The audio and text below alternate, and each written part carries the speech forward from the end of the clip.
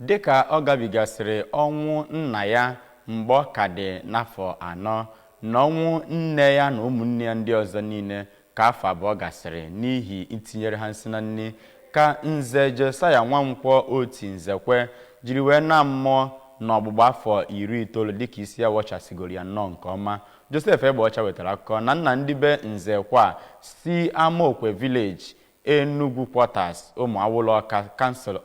Umuawulu Council Awka South na Anambra State bụ onye atụgharịziri mmemme akwamozu ya ka ọ bụrụzie agadaga mmemme n'ụzọ pụrụ iche n'ihi na ụmụaka ya kwuru na ndụ o biri n'elu ụwa bụ nke Chineke ji amara dị iche iche wee gọzie. Gere ka ya bụ akwamozu siri wee gaa.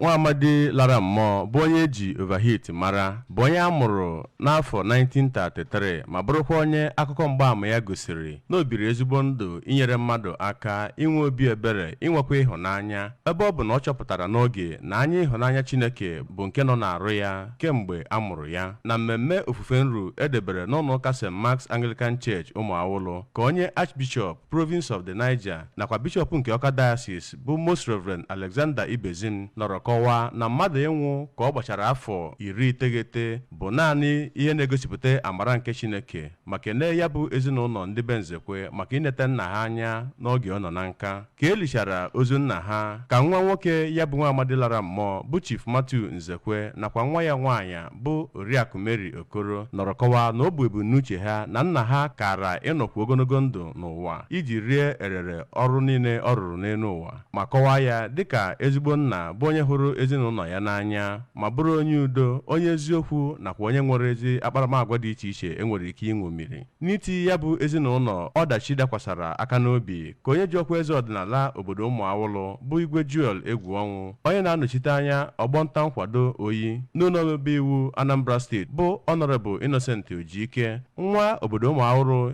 eji aha ya agba izu bụ Chief Azubike Ekweọzọ nakwa onye jibu ọkwa chairman nke otu ndọrọndọrọ ọchịchị APGA n'okpuru ọchịchị oyi bụ Chief Ọnọchie Mkpueshina nọrọ gwa ya bụ ezinụlọ ka ha gbaa mbọ hụ na ha makụrụ ezi akparamagwa niile eji mara nna ha ka ọ dị ndụ. Ka ọ na-ekwu okwu n'aha ndị otu Umuawulu Ambassadors ka onye ji ọkwa sekretari jeneral nke ya bụ otu bụ Maazị Ifeanyị Eke Emezie nọrọ kọwaa na ya bụ nwa amadi lara mmụọ bụ onye biri ndụ kwesịrị nṅomi ma bụrụ onye nwere ezigbote mkpụrụ ọ kụrụ n'ime ụmụ ya ma gwazie ndị niile ọ rapụrụ alaba mmụọ ka ha bụrụ ndị ga-amakụ ezi akparamagwa eji mara ya na ndụ. Onye ji ọkwa Deputy Governor Anambra State bụ Dọkịnta Onyekachukwu Ibezim onye ji ọkwa Deputy Speaker nke ụlọ omebe iwu Anambra State bụ Honorable Pius Okoye nakwa ndị ọzọ bụ ndị bịara iti ya bụ ezinụlọ ndị be Nzekwe aka n'obi maka ọnwụ nna ha site n'Umuawulu nke dị n'okpuru ọchịchị Awka South. Abụ Joseph Egbeọcha maka akụkọ ụwa ABS.